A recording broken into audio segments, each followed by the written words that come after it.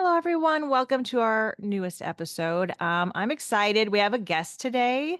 I just want to welcome Reginald to our podcast. Hi. Hello. Welcome. We're excited to have Reginald on to share his story. So we'll just jump in. Reginald, give us a glimpse of what it looked like when you first really met Jesus and what that looked like for you. Well, I can tell you that I met Jesus I years ago as a child. And the reason I say that because I look at my journey today, I probably didn't realize that he had his hands on me the way he did at that time. But I look at where I am today and it shows that he did. Now, I come from a very religious family, generation of pastors and preachers. My grandfather pastored his own churches, built his own churches. He was a carpenter by trade. So him and his kids, they built his own churches and he pastored them. Um, Now I was one of this big, huge family that was born out of wedlock. My mom was the only sibling out of 11 that had a child out of wedlock. So we dealt with that a little bit on the religious side of things. My family was very religious, and I was pretty much told that I wouldn't amount to anything because I was born out of wedlock.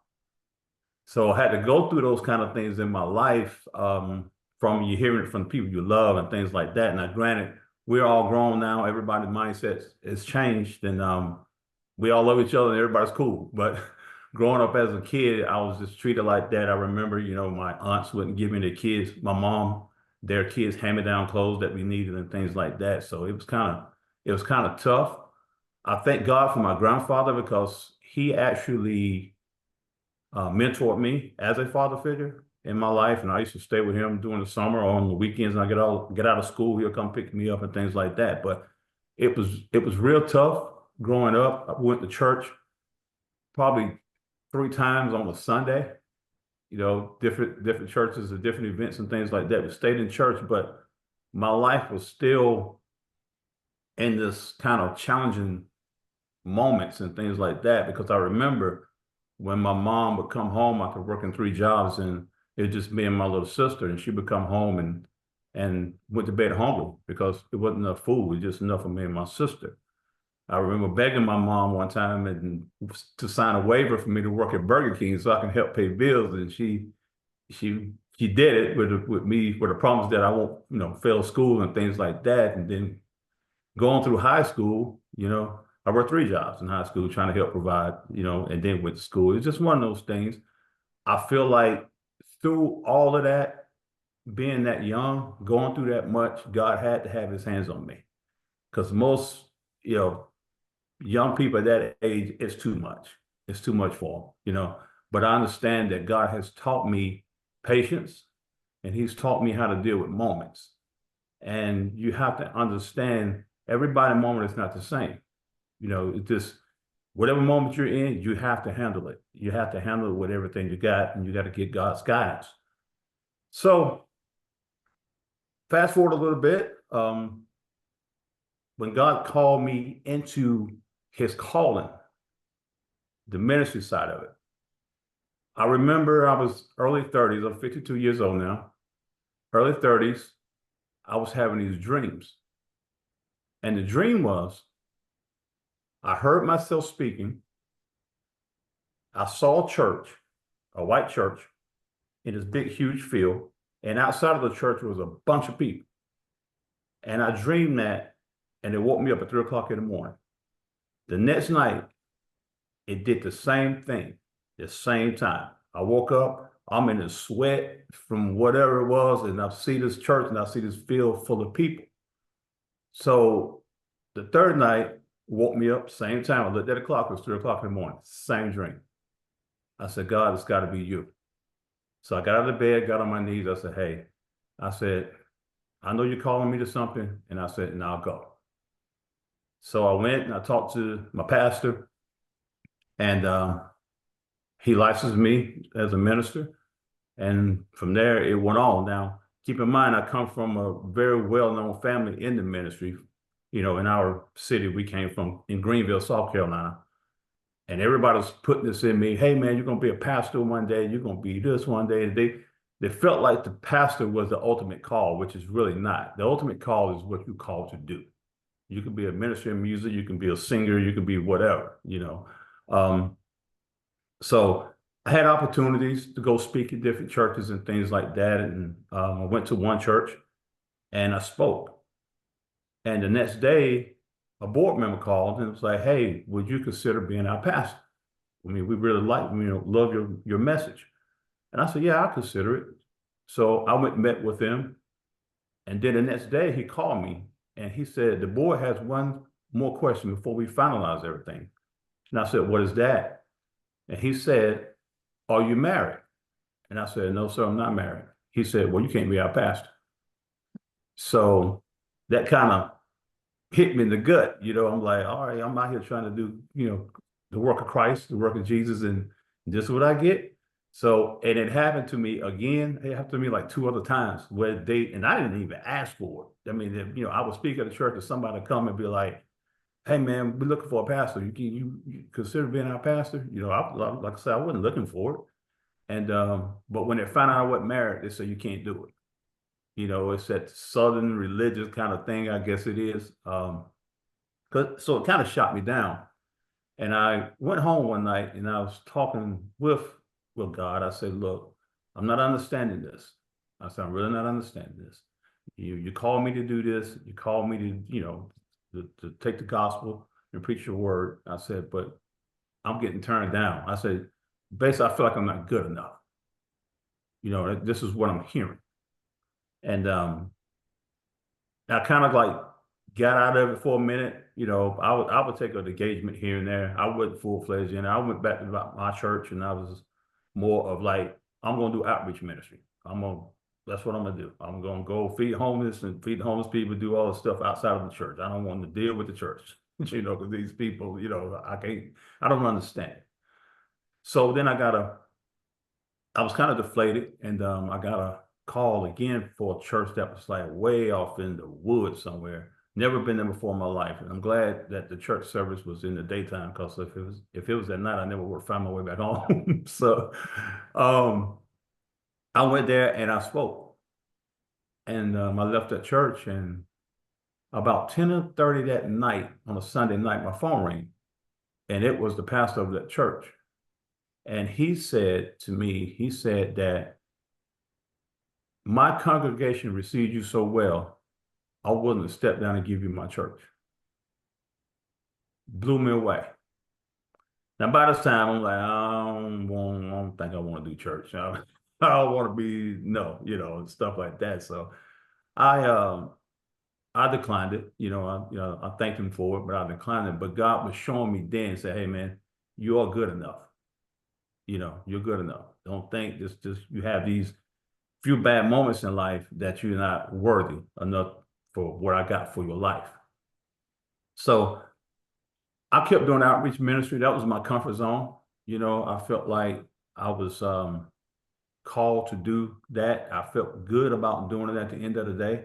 Don't pay money, but it's just, you feel good at the end of the day. I mean, it's just helping people, meeting people. I remember we used to minister to this more of I think a transitional home when people come out of prison or out of drug facilities and stuff, and it's like transitioning.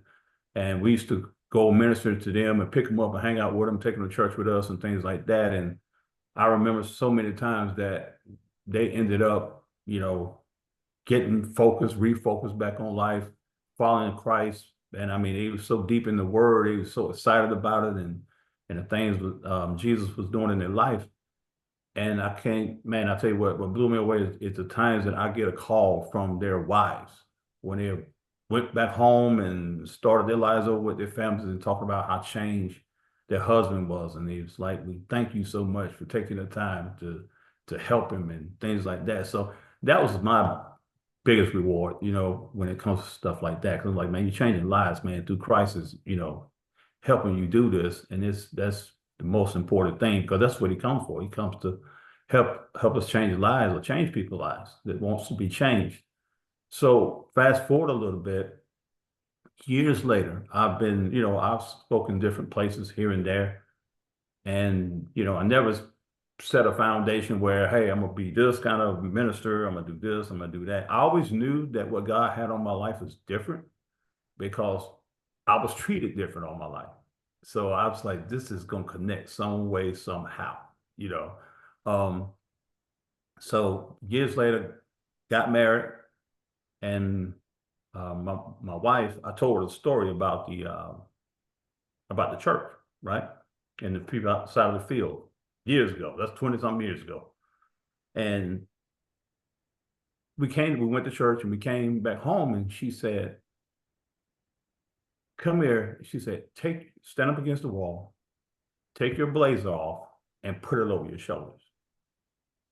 And I was like, okay. She said, I'm gonna take a picture. I'm like, okay, this is weird. So she took a picture, right? And she said, now you're about to start a podcast.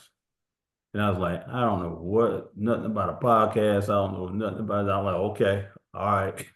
So started the podcast, I guess a little over 3 years ago. Real Talk with Reginald D. And it's a motivational and inspirational podcast that I use Christ to drive it, but I use it to help motivate people in things in life. Because if you're not motivated in life, man, it's hard to be motivated to follow Christ and not knowing purpose and all that kind of stuff. So start this podcast, and the next thing I know, for as of right now, and God has blessed it, so much. It's in the top 1% podcast in this category in 92 countries. Wow. Right. So, and since then, through all the process, we got reached out to by a radio station in Atlanta, wanted to sign a contract for me to be on the radio station, podcast to be on the radio station. We did that, and then they expanded it. Now I think it's San Francisco, Colorado, New Mexico, New York. So it's just it's really been a blessing, and with that comes the motivational speaking engagements and things like that. But here's the key.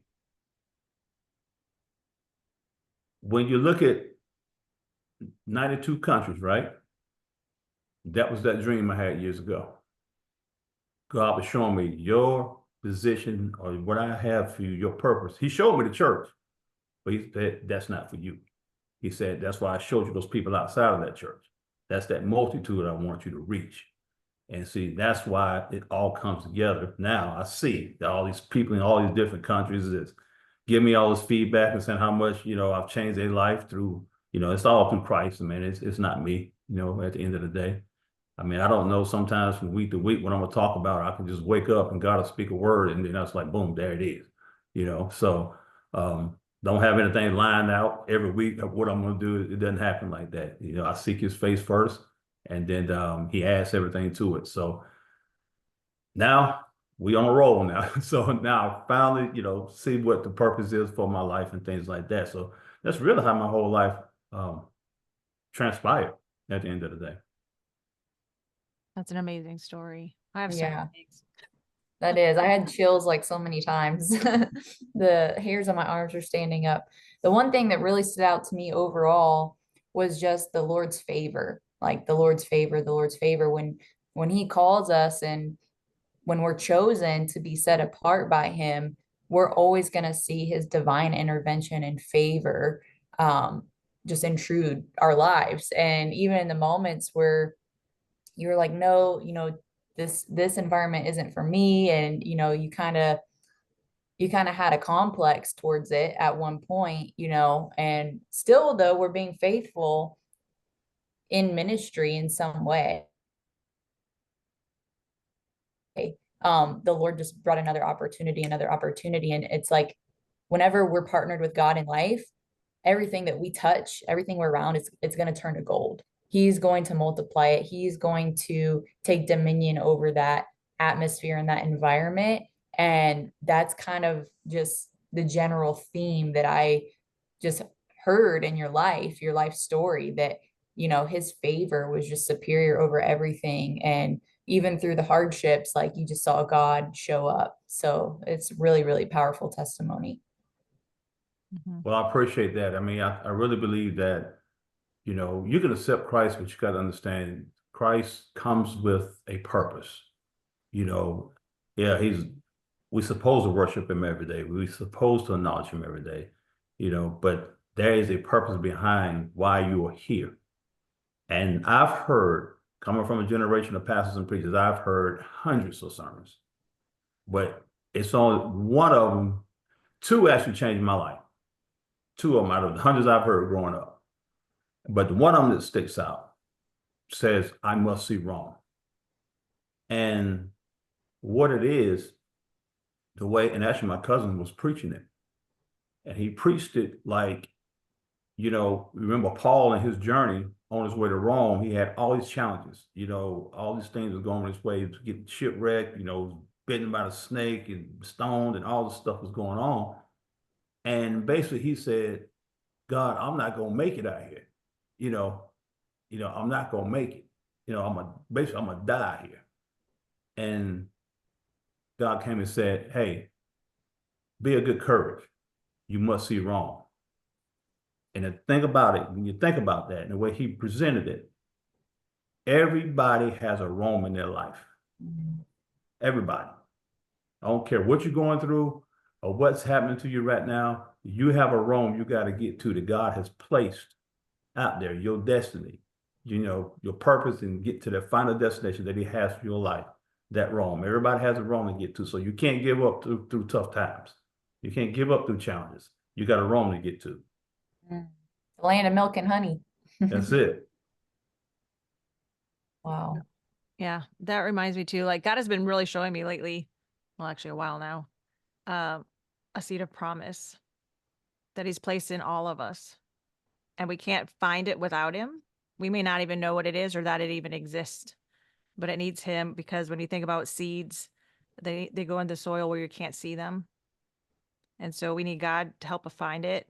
And then we need his breath of life to breathe on it. And we need the living water to crack that seed open. And there's aspects of our life that must die so that we're more of him, to become that seed of promise. It's that Rome that you're talking about. Right. It's that thing that we're called to do. It's the whole reason we exist. It's our true authenticity, and that we can't find it when we're pretending to be someone we're not, or we're looking at what somebody else has. Because when he created us, it was with purpose. Our authentic self is purpose. It's interwoven together, and it's the whole reason we exist. And so in essence, we are God's seed of promise here to grow and to multiply and be fruitful. And I love how you say it. I like that version of you have to keep going. You have that perseverance, but also the unseen.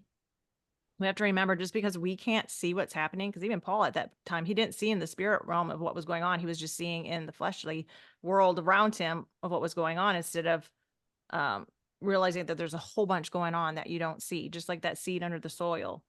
Until it comes into the scene, we're like, I don't know, God, what is going on? But we have to trust him that he's doing that thing, that he's making that thing grow.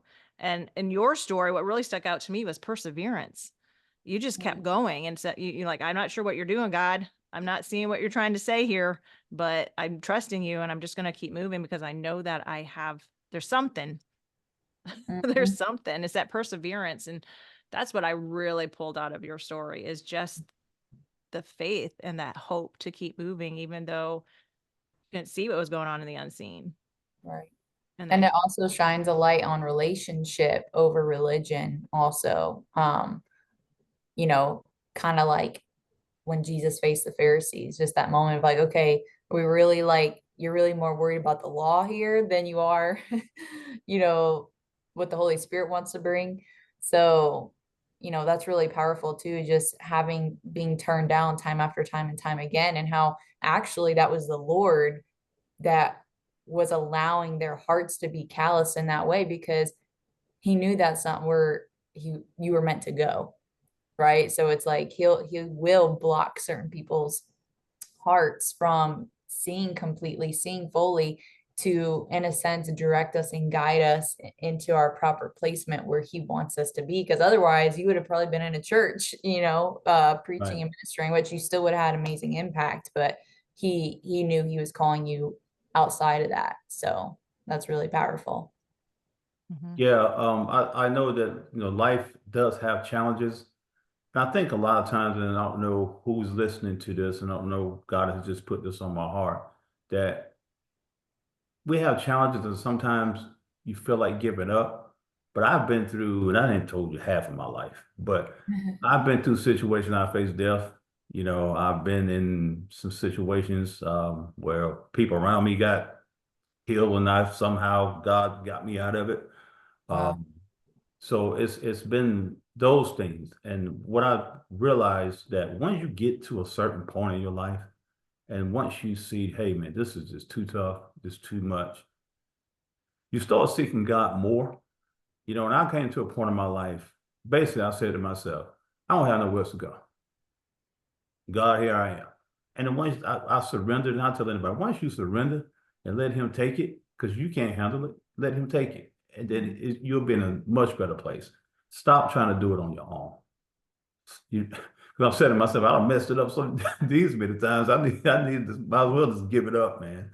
Yep. And it just puts you in a place where you know, when you at peace a lot of times, you know, you're seeking him and he's covering you, and you feel like when things happen, man, your faith kicks in because you know he has you at the end of the day, you know, and he's gonna do what's best for you, even though you may not think it is, but at the end of the day, it is.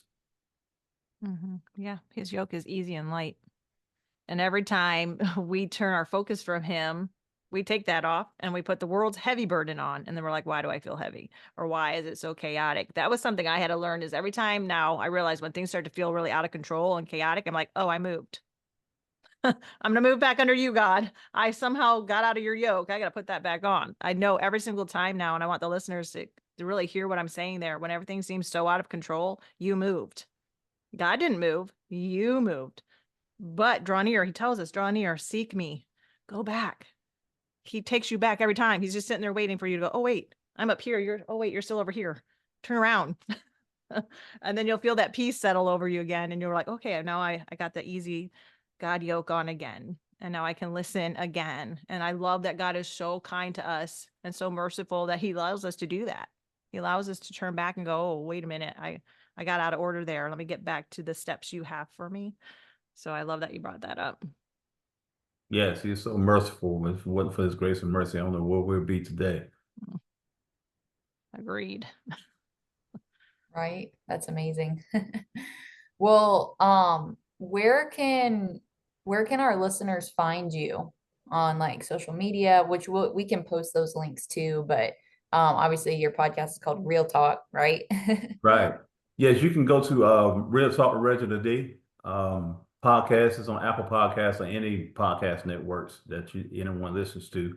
Wow. Website is realtalkwithreginald.com. You can find me on Facebook, TikTok, Instagram, YouTube. You know, just put in Real Talk with Reginald D and it'll pop up. You know, Yeah. you can go to the website. You know, we do life coaching, all kind of stuff. So people book engagements for motivational speaking. You do anything you need to do on there. Um, Ask a question, I'll give you an answer, you know, things like that. So we have a question and answer segment thing too. Um, so yeah, if you just go to Real Talk Reggie D, it'll come up. Fabulous. And is there any last things that you would want to share with our listeners just to kind of give them a little something to take away? Yes. Um, One question I have, and I think people needs to think about this. I was talking to someone the other day, and it was going through different things. Why do you think God created you? Why do you think he took the time to mold you and make you into the person that you are? He did that because he has a purpose for you. Mm. You have a gift that he has given you that he wants to use for his glory. But you got to understand that no matter where you are right now, you're still chosen. No matter what challenges and your moments you're in right now, it may seem like it's too hard, it may seem like you can't get out of it, but you're still chosen. You know, you may be hurting, you know, you may be crying right now, but you're still chosen. And you got to get up and believe in yourself. Believe in God and believe in yourself. Don't wait on nobody else to believe in you. You got what it takes, and it takes what you got. You just got to put it to use. And I pray that God will bless your life, and I know he'll bless your life. You stay faithful, stay humble, put in the work, and believe in him, and you'll see a change. You are good enough. Mhm. Man. And God believes in you. Yeah. Yes. Yeah, that's amazing. Thank you so much for coming on here and sharing your story. And I feel like motivated. Thank you. So Thank you I for definitely having want to me. go find your podcast and check it out. So that's fabulous. And just what an amazing testimony that really shows God's grace and glory. So thank you so much again for coming on with us. Thank you for having me. Absolutely. Thanks guys for tuning in, and we look forward to having you on our next episode.